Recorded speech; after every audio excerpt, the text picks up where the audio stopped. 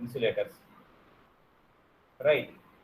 Okay, so we know that some of the materials are acts as conductors, some of the materials are semiconductors, so other as acts as in insulators. So all these materials are classified into conductors, semiconductors, insulators depending upon the energy bands. So what is the energy band? Energy, energy gap.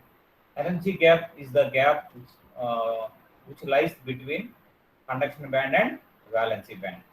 Next, my question is, so we know that already what is valency band, what is conduction band.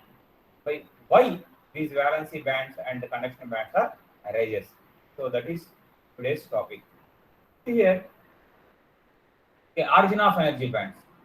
Suppose if you take this first diagram, so this is the single isolated atom. In single isolated atom, let us consider one energy level is present. What is energy level? Okay, so at the center, nucleus is present. Around the center, the electrons are revolving around in some specific orbits. Those orbits, those paths are known as orbits. Each and every has some specific energy that is known as energy level. So that energy level is represented with a horizontal line E1. Suppose if you take two lines, then you have two energy levels. If you take three atoms, you have three energy levels. If you take n number of atoms, those n number of atoms, combined with each other, so energy levels are present. These energy levels are known as energy bands, right? So as an see this diagram here, interatomic distance is taking along x-axis and energy is taking along y-axis. Suppose this is the for the sodium atom. So in sodium atom, so the last valency orbitals are 3s and 3p, right? So when interatomic distance is decreases, what happens? The energy levels are overlap with each other. Suppose if you find the energy, so at this place at my cursor, there is energy band gap is present between 3p and 3s. Only interatomic distance is only up to certain distance. Those are known as insulators. Interatomic distance is takes place only at this level. Those are known as semiconductors. So beyond this point, all these valence band and conduction band is overlap with each other. Then this is known as conductors. In conductors, valency band and right conduction band is overlap with each other. So see here already, as interatomic distance decreases, energy levels split up into many closed space energy levels, thus forming energy bands. Right. So see here, when our interatomic distance is decreases, what happens? So 3p is split up into conduction band, right? In conduction band, some of 3p are present, 3s is present. Whereas again interatomic distance is decreases, valency band is present. That valency band is due to right this 3p level and 3s level. So what happens when interatomic distance decreases? Then the isolated energy levels are split up. Combine all these atoms, energy levels are present. So certain energy levels are known as conduction band, and certain energy levels are known as valency band. Right. The width of the given energy band separates depends upon the interatomic distance. So this EF is depends upon interatomic distance. The lower energy bands are completely filled by electrons, do not participate in the electrical conduction. So suppose if you take valency band, below valency band certain levels are present.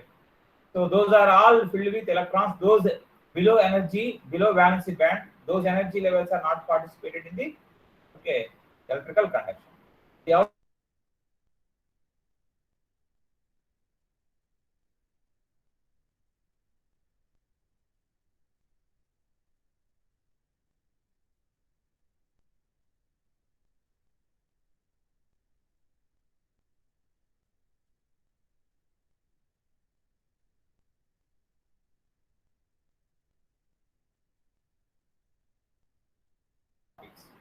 right?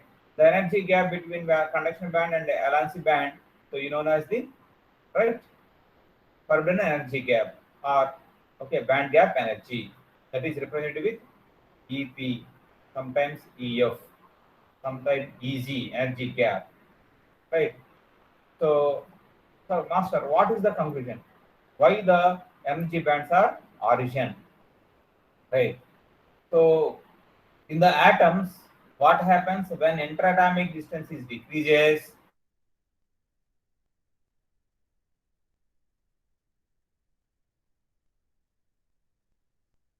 Upon the interatomic distance, the energy levels are split up and separates. So due to only the interatomic distance, okay, the energy levels are split up and forms into valency band and conduction band. So why the okay energy bands are originate? Because suppose if you take the material, material is a combination of m number of atoms, right? Another way, suppose if you take any sodium atom, okay, in 1 millimeter, okay, cube, 10 power 27 atoms are present.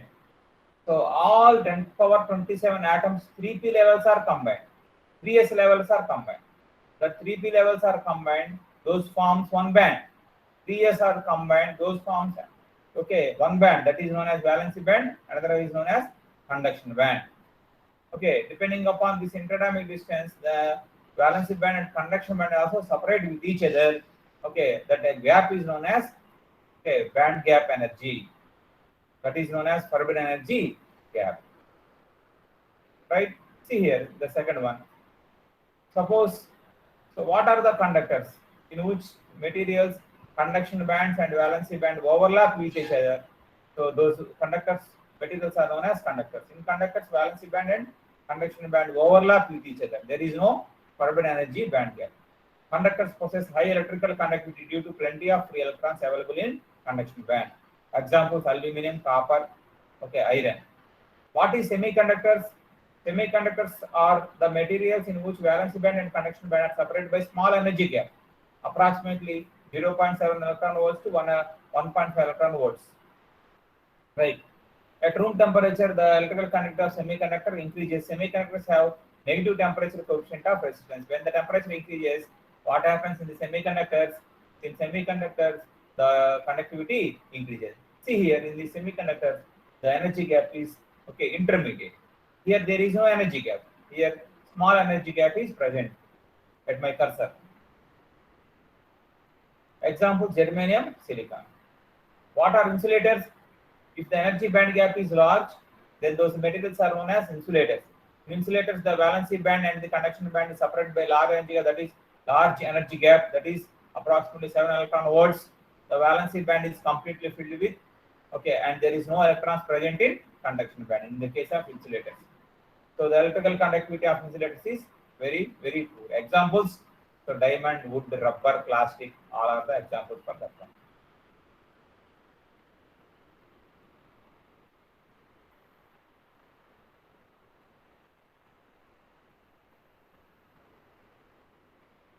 Right? So that is the origin of energy bands. The next one is classification of solids depending upon energy gap into conductors, semiconductors, and insulators. Right, today. Just to briefly again I will explain here. Previously, okay, I explained briefly about intrinsic semiconductors and extrinsic semiconductors. Today, so how the derivation will take place, okay, in when substituted all the okay formulas or the equations in the certain equations, how okay the final values we will get, I will discuss within 10 minutes in this class. See here, so we know that semiconductors, okay, these are the examples for okay conductors, semiconductors and insulators. So this is electrical conductivity values, right? So electrical conductivity of copper is 10 into 10 power 7, gold, silver, silicon, Okay, when you take insulators, ebonite, glass or mica, it is very, the conductivity value of insulators is very, very less, right? We know that intrinsic semiconductor, carrier concentration in intrinsic semiconductor. Okay, the carrier concentration of electrons in the conduction band of intrinsic semiconductor. We know that that is equal n is equal to integral EC to infinity ZE f of E dE. Right. This is the formula for ZE dE. Right. This is okay. This formula uh, for this conduction band, that E starts from at the conduction band. That's why the formula E here, E means E minus EC for the conduction band.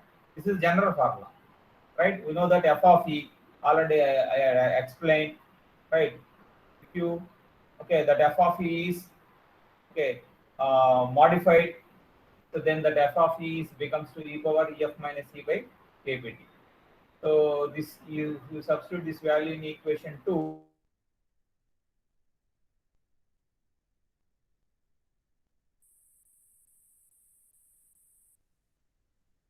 Equation 2, right? This is the equation 2. N is equal to integral EC infinity ZE f of E dE. Substitute all of this equation 4 and equation okay 6 in equation 2, that n value becomes just so stepwise manner I will explain previously in shortcut manner I had explained. See here, right? Explained that E f of E value, Z of E value, then equation 2 becomes like this. So from this step to this step we will get next this. So how can you solve this integral forms? To solve this integral, E minus EFB is equal to x, then E is equal to EC plus x, and you will take the derivative on both sides, you get, then again limits also change.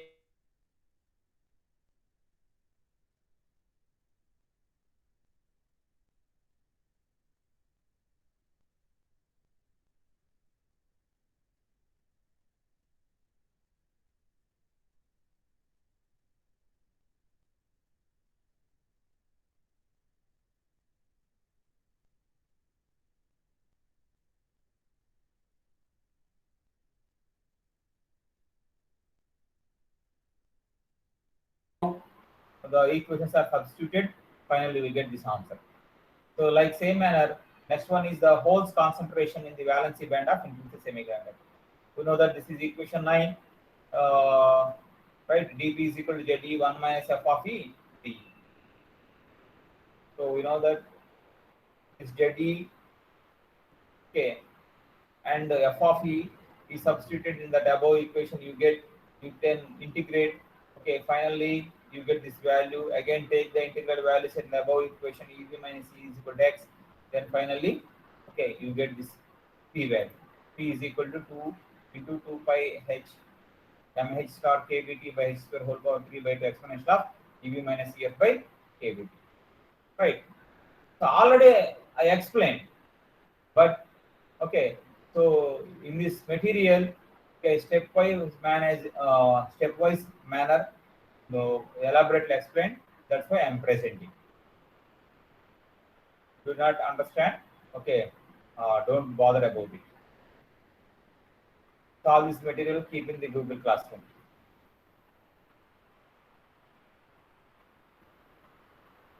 Next, extrinsic semiconductor, P-type semiconductor and N-type semiconductor. Extrinsic semiconductor, you know that P-type, N-type, already all this material are explained, right? See here, the concentration and Fermi energy level in N-type semiconductor, right? We know that N value.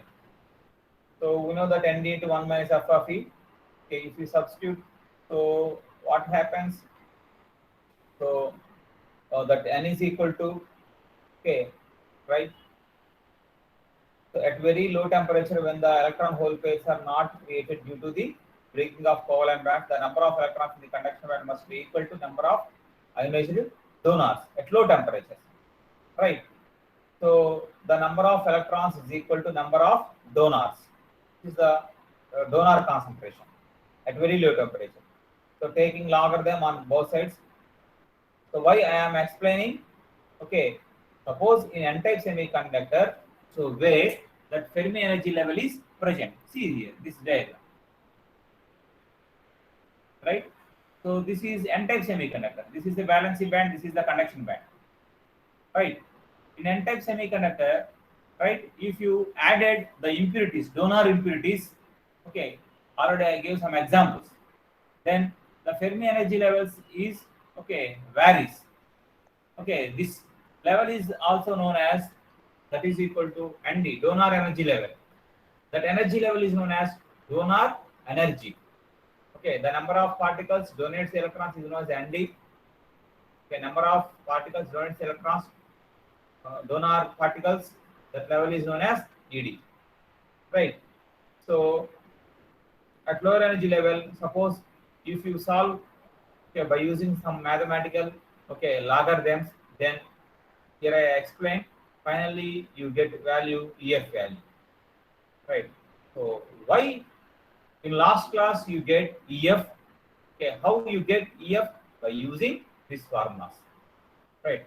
Then okay, at 0 degrees, okay, Kelvin, okay, this factor is becomes to 0, only you get EF value, right? Suppose if you substitute for the concentration of electrons in the conduction band of n-type semiconductor, we know that n value, we know that n value is substituted, right?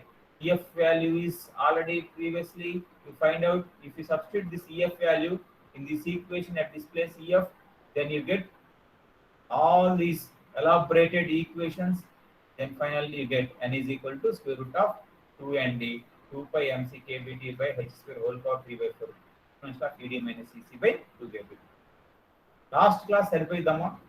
ఈ class నేను ఎందుకు explain చేస్తానంటే ఎలా వచ్చింది EF మీకు రావాలి కదా, EF ఎలా వచ్చింది చెప్పండి. అలాగే దాని తర్వాత ఇది ఎలా మీరు ఓకే ఏ డెరివేషన్స్ ద్వారా మీరు ఫైనల్గా లాస్ట్ క్లాస్లో చెప్పారు, ఇదంతా డెరివేషన్ మ్యాథమెటికల్, ఓకే డెరివేషన్ కాబట్టి మీరు మ్యాథమెటిక్స్ స్టూడెంట్స్ కాబట్టి మీరు కూర్చొని ఇదంతా చేసేసుకోండి. సో అలాగే ఓకే n-type సెమీకండక్టర్స్లో ఫెర్మి ఎనర్జీ లెవెల్ ఎలా మారుతుంది? సో ఈ రకంగా మారుతుంది ఫెర్మి ఎనర్జీ లెవెల్. ఇది చూడండి ఫెర్మి ఎనర్జీ లెవెల్, రైట్? స్లోగా టెంపరేచర్ ఇంక్రీజ్ చేస్తూ ఉంటే Fermi energy level n-type semiconductors లో స్లోగా ఏం జరుగుతుందంట, towards its varies towards the valency band. ఒక పాయింట్ ఎక్స్ప్లెయిన్ చేయాలి చాలు, అందుకనే అవసరం,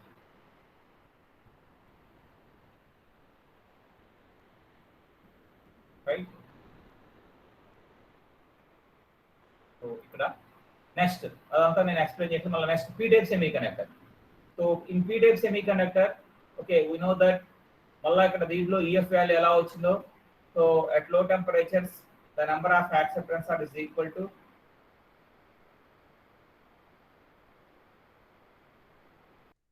so by using these equations you can get EF value.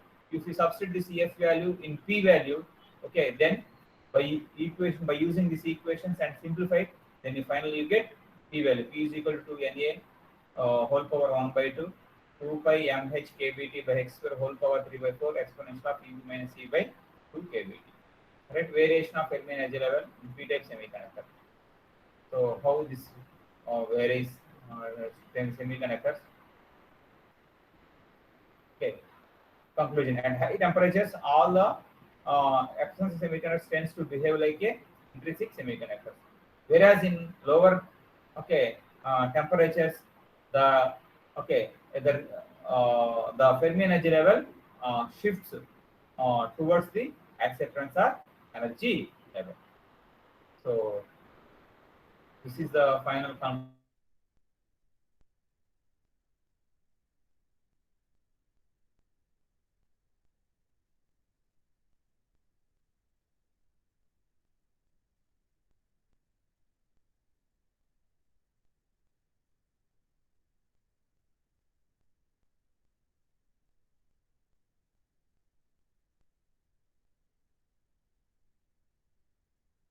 Examination point of view ఇదంతా అవసరం లేదు, ఎందుకంటే డెరివేటివ్ పార్ట్ చాలా ఉంటుంది, డెరివేటివ్ పార్ట్, రైట్? అందుకని ఒకసారి మీరు ఒక స్టూడెంట్స్ అడిగారు కాబట్టి నేను ఇది ఎక్స్ప్లెయిన్ చేస్తాను.